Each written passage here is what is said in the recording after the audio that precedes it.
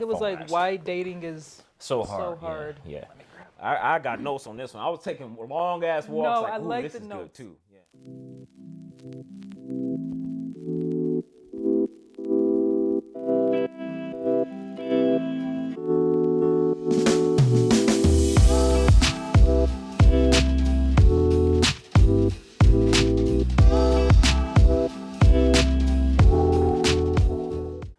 Welcome to the podcast. So let's get right into it. So part one of why relationships are so hard. We talked about that last time. This time we're going like a little bit deeper. So I think the one that stood out the most for me on the list because it resonated with me is stubbornness, because I can be stubborn as hell. So I would say that's one of my issues when I am in relationships or partnerships is like the stubbornness is like, if I say no, then it's no. Like this is what it is. Like and of course sometimes that can come off as like you being rigid and not being flexible. So I think I would definitely agree with that. I've not been told that to where it's like you're stubborn and I'm like you knew this from the beginning. I think people in general are kind of stubborn because they're kind of like their ideology of what they think like love or relationship should be. They're not like open to seeing what what else it can be or what other options thing can be. Like for example, with myself, the poly, like you're into the like poly situation. Like poly, I would be like, if I'm in a situation where it's poly, I'm only stuck in the poly mode. Like I can't be like, oh, maybe we can switch to exclusivity. I know once we in this mode, I'm stubborn and stuck into this mode. But what is the poly mode? See, that's what we gotta have another conversation from. That's a whole nother episode. Yeah, the poly mode is. Yeah. So you can be exclusive in a polyamorous relationship. FYI, take note of that. Another thing I kind of thought about too is like this study that came out, basically saying when it comes to a first date, men have like maybe 3 to 5 things where it'd be like, I don't want to go on a second date with this chick. Ooh. But women have over 150 things. Seriously.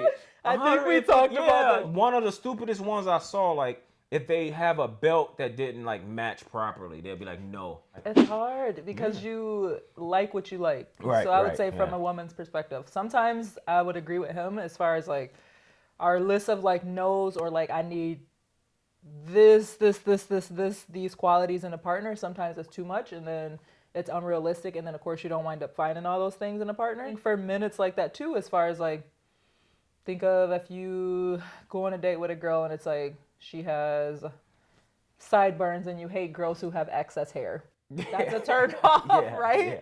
So I think of that. It's like do you some think of those a guy things wouldn't go on a second date with a chick because of that?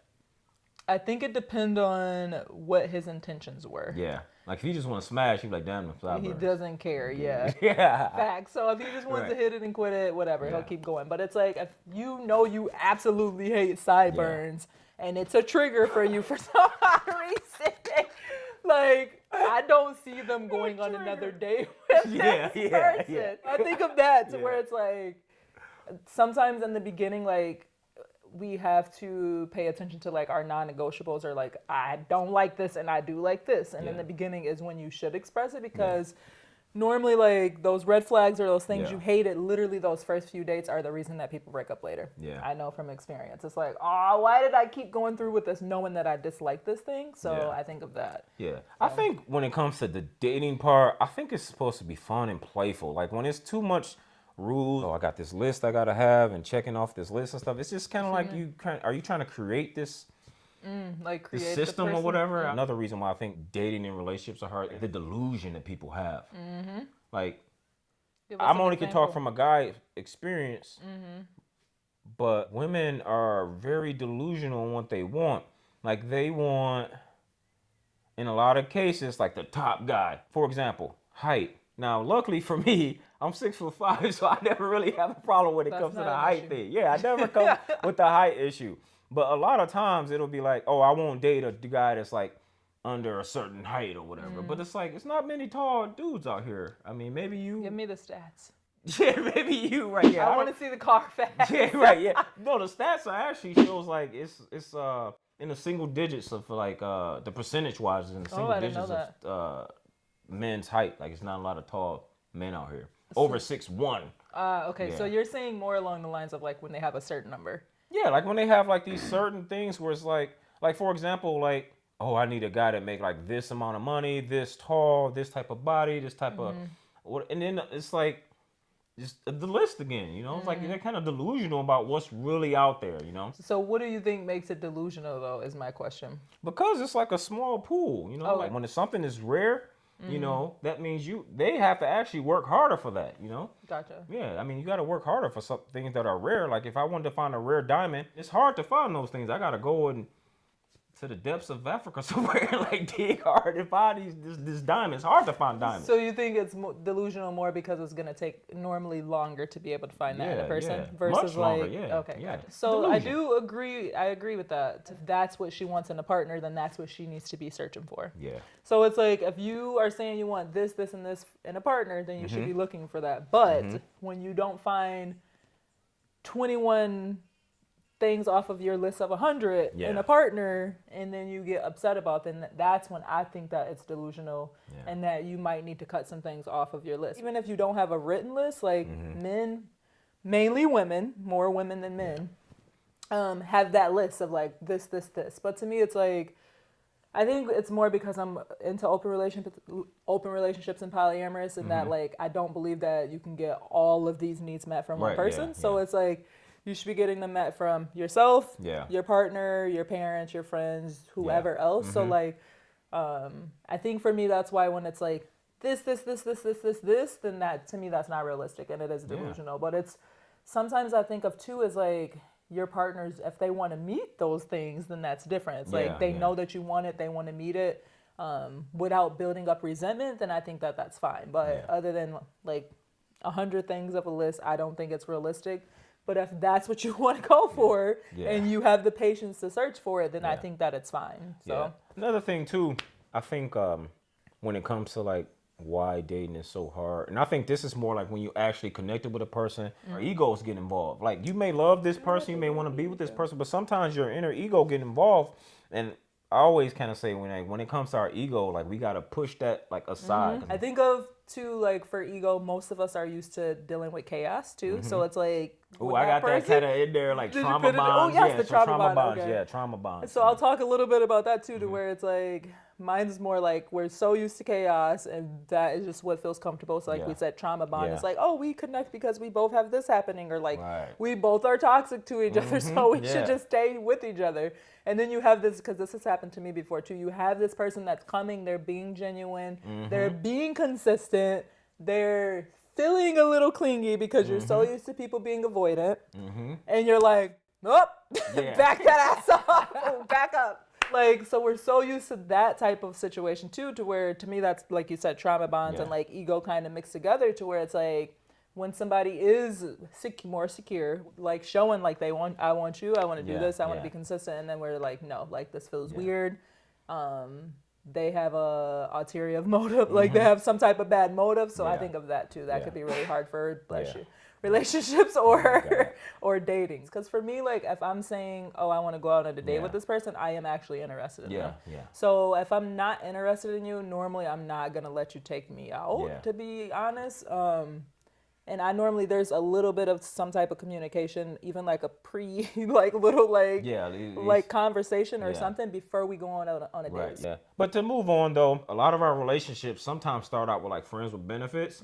So if your relationship is on a foundation of just, oh, we have sex and we just kind of hang out together, I don't know if that's like a strong foundation to like grow or build off of. I agree. Yeah, to something like much stronger or whatever.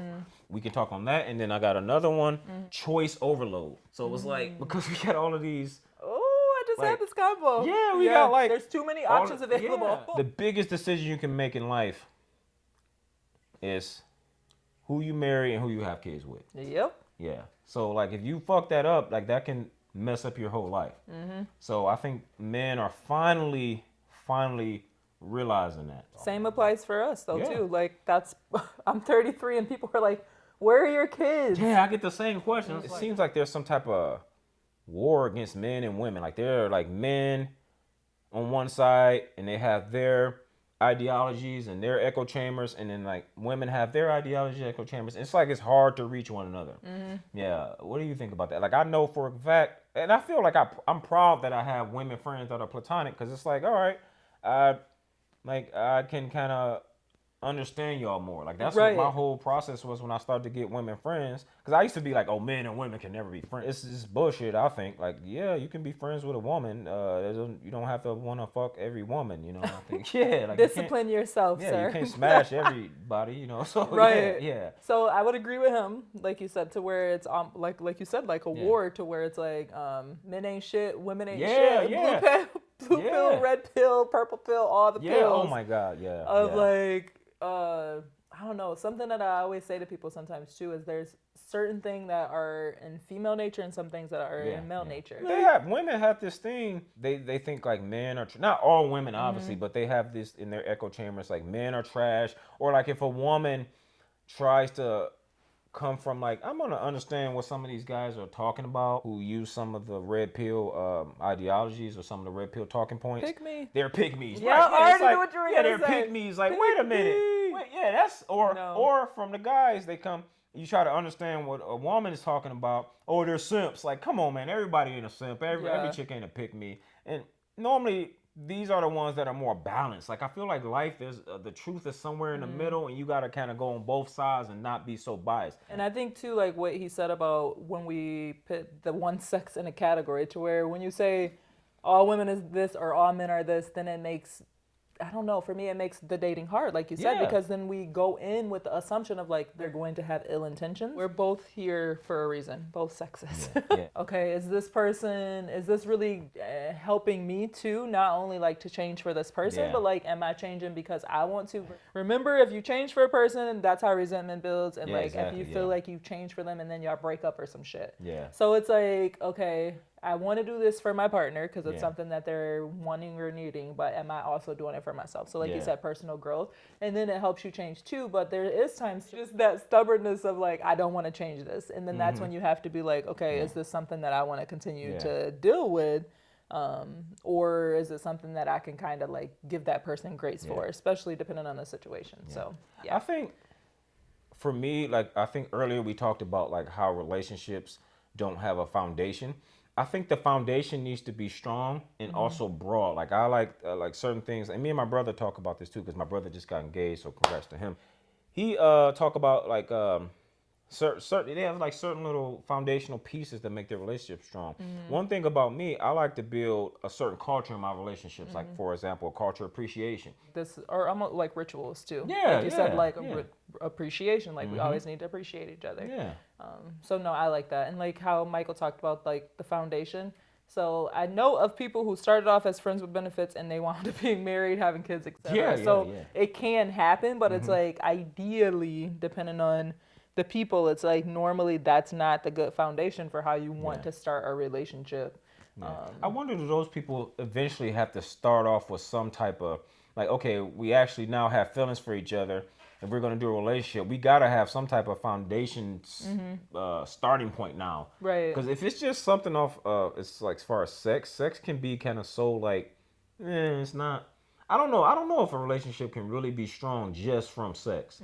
If it's just sex, but you still got how you treat each other. Yeah. You know, and also like your experiences together. Like you said, sex, compatibility, and I cannot remember what the other one was. It was something along the lines of like you said, like experiences or passion, I think it was. See, passion, I do know you got to have like a passion for the person you're with, but I think relationships long term is not like, it's not passion at every turn, because passion at every turn is hard to keep up. It's especially with life in general. Two people who work. When I think of like just me being exhausted sometimes, like I'm exhausted today, but we made this happen.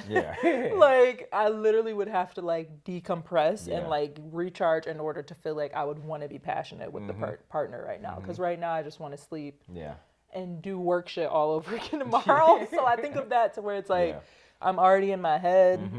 So those things matter too when it comes to like passion. So this is a great conversation. I love this stuff. I love this stuff. We're curious about what the audience have to say. You know, what are your experiences? I think that's it. Let us know. Put it in the comments and we might shout you out on the show. All right. Catch you next time. We out. Peace.